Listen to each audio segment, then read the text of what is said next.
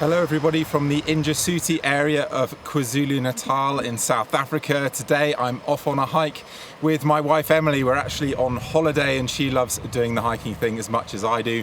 And tonight we're going to go camp in a cave next to a swimming hole called Marble Baths. And I'm hoping that there I'm going to find some beautifully sculpted sandstone with the water flowing through it, which I'm hoping to photograph at sunrise. Sunrises here are a bit hit and miss. If you're on top of the cliffs, then you either get an amazing clear sunrise or you get an amazing clear sunrise above a cloud inversion. But down here, cloud inversions are bad news because you can't see the tops of the cliffs. So I'm going to try shooting both at sunset and at sunrise if we get lucky and there's not an inversion.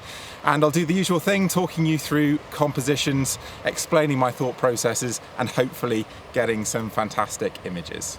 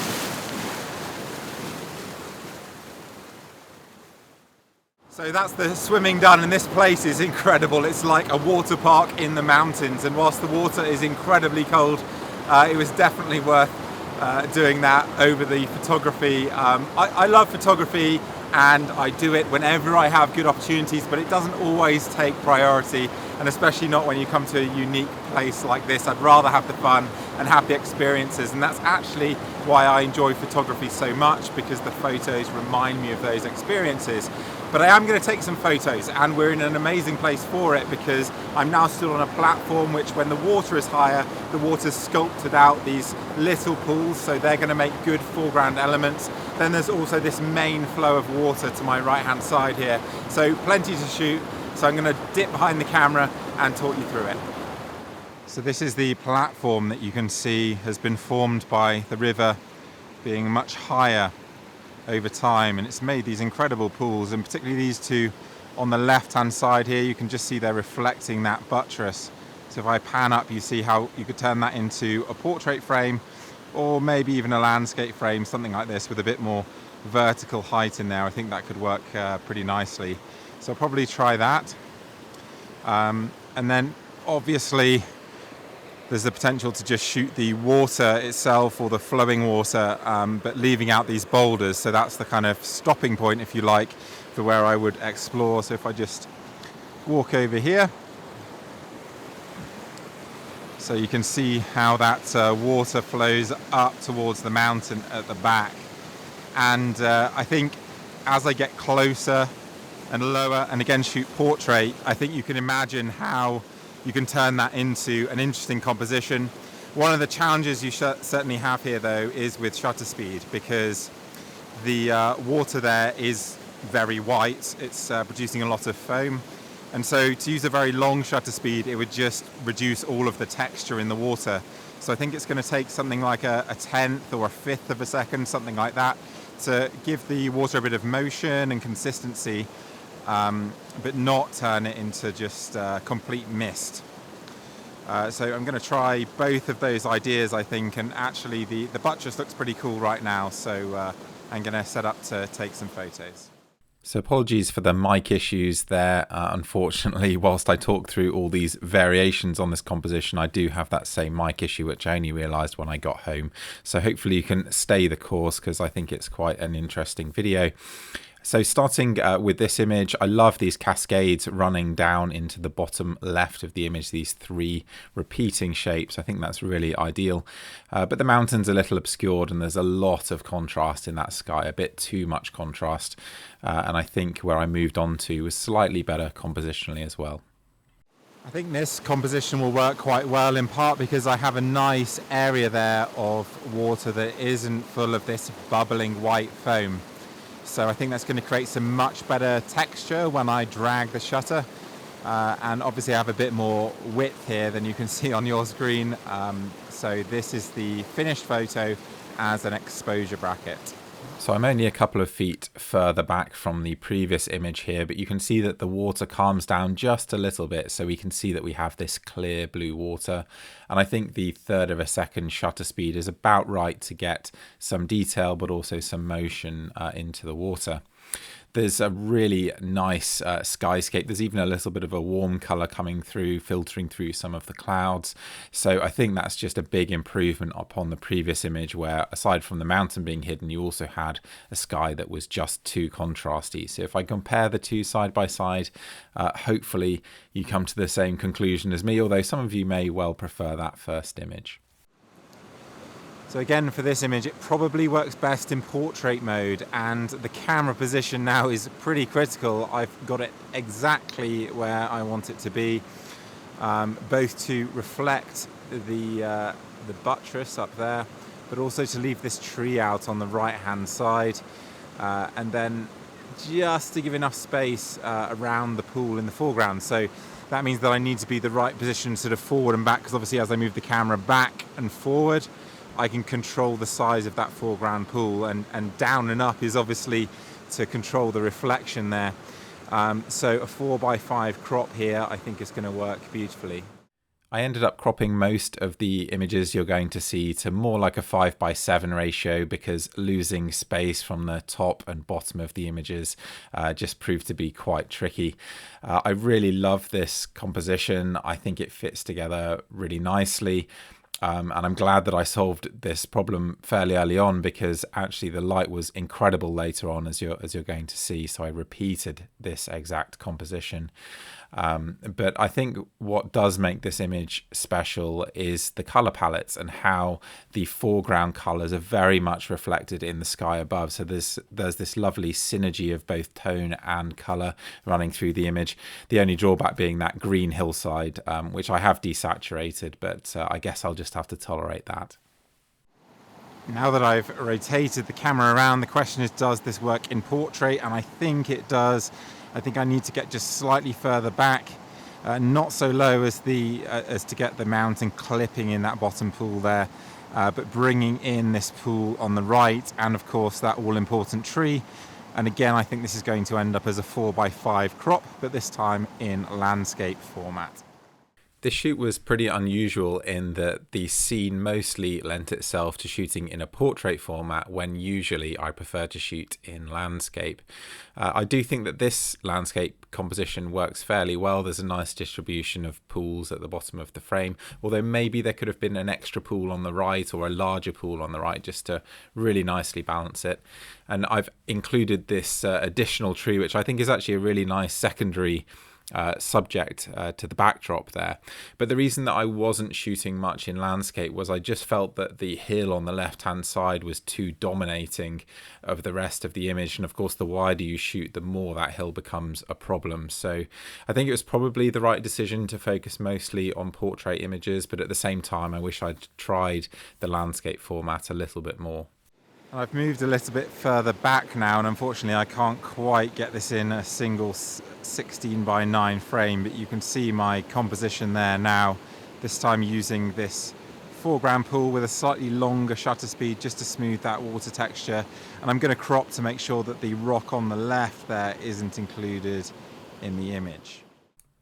You can see the spot where I took the previous shot a couple of feet into the photo, so I haven't moved far again here, and I don't think that this photo works quite as well as the previous one because the water texture is disturbed by ripples coming in from the main flow of water there, and that gives less contrast with the rock than you get from these mirror-like pools in the midground there. So worth a go, but doesn't work as well as the previous image.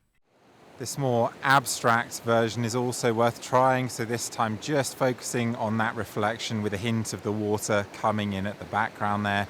Again, probably going to be a 4x5. You can see that there is a hole in the sky shining through to the blue sky above that pinnacle at the moment, and I think that does actually provide a little bit too much contrast, but I'm going to shoot it both with the blue sky and then wait for it to close up again, and I think this is going to make a good abstract. I mostly shoot grand scenic images in the mountains at much wider angles, as you know, but when these opportunities present themselves to shoot more intimate, more abstract images, then I will usually take them because it's a lovely way to introduce a bit of variety in your portfolio, and I certainly think that this brings variety to the shoot. The colour is maybe slightly distracting in this case in the reflections, and you could imagine how if it was incredibly colourful on that hillside, just how beautiful those little pools might be as little spots of colour in the image. As it is, slightly desaturating this I think is the solution, and I think it's a really nice alternative to what I already have. And finally, trying to think a bit more graphically about making the most of these shapes in the foreground and forgetting about the reflection of the peak. I think this, again, is a nice alternative, just making a lot more of these circular foreground pools. I'm definitely missing the reflection of the mountain in these pools here, but I think purely compositionally this is probably my best composition because the slightly elevated position and slightly wider angle has given these pools a lovely rounded shape, and I love this zigzag in the middle of the frame that's trying to connect up that pool at the back with some of these more foreground pools. And I look at that and I think I really need to come back here in the rain so that that connection is made with water as opposed to just the implied path of water. I think that would be really interesting to see what it looked like when it was a little wetter. But this is when I thought it was all over, but I was pretty wrong. So there was no late light this evening, but that was an amazing shoot, particularly because we have such a simple foreground here to work with, lots of options, but lots of really clean shapes, and of course that dramatic backdrop. So I'm pretty sure I've got a shot or two there that are going to come out nicely, but I'm actually going to return to these same shots tomorrow if there is a sunrise. And that's maybe a 50-50, it just depends if a cloud inversion forms overnight. But before it gets too dark, I need to walk up over there because that's where we're going to find our cave where we're going to spend the night. Sometimes I love it when I'm wrong, and this was one of those times because we were just about to head off and just a little bit of colour started to appear in the sky, and I just reshot one of my compositions with the most amazing sky reflected in that pool and above that mountain. So I'm so happy with how today's gone. So I'm sorry that I didn't shoot any video, but this light lasted a matter of moments and it was pretty epic to photograph, I have to say. I guess the sun had got beneath the cloud and then hit the horizon just moments later, and that's all happening beyond the cliff, so I had no way of anticipating this. So first off, I returned to the composition that had worked before and almost exactly replicated that composition, and yeah, pretty pleased with this photo, as you might imagine, although the colors do certainly clash and I have to sit with these images for a while sometimes to decide just how much I like them and whether I might want to go with something a bit more subtle in the end. And then once I'd taken this photo, I moved just off to the left to photograph one of the pools on its own with the flow of water coming through. And I think it's possibly this shot that's the stronger frame, particularly compositionally, to show more of the location, to show this flow of water. I think that is a nice addition, and it works better with this single reflection with the incredible light, because it's like a little jewel in the image, whereas I think earlier having multiple pools was certainly preferable because it sort of tied the image together. This single pool in this case does work very well, I think. And also the sky is actually less spectacular, but maybe I slightly prefer it with these just little dots of pink in the sky. It's yeah, pretty magical. So just comparing the two there, I'll let you decide which is the best, and maybe you can comment below with your preference, or maybe your preference from early on in the video if it's not one of these frames. I would genuinely be interested to know which photos were people's favourites. Although the light towards the cliffs was gone pretty quickly, the light carried on in the high cloud away from the cliffs, so in the opposite direction. So that did give me just a few moments more to shoot some intimate images, looking downstream. Obviously, this case, a long exposure of the river, showing it flowing through that gap there, with just some hints of light on the rocks on the top right there. And then this, well, I think it's a pretty ropey image compositionally, but I guess it's more about color and texture and pattern, really. Lovely pink colors in the reflection of the wet rock there. And this was a nice way to round out the shoot. Emily waited pretty patiently through all of that, but then it really was time to go. It was getting dark, and we were keen to get to this cave, the Marble Baths Cave, which is relatively popular. It's only a short steep uphill to get to this huge section of overhanging rock, and really quite a large cave. Although the sleeping area there's only really one good sleeping area, and you could probably sleep a few people on a slightly sloping platform that's got a few bits of grass here that people have laid there. But it does give a really excellent view out over the hills, and it's very close to Marble Baths itself, so it's a great location. But unfortunately, the following morning it had clouded over. We were in an inversion, and so I didn't do any more photography. But I'll leave you with this photo of Emily at night, looking out of the cave with moonlight there in the distance. And if you've enjoyed this video, please do consider subscribing to my channel. Please do comment on these videos as well, and if you have any questions or ideas for future videos, then please do leave them below. Thanks for watching.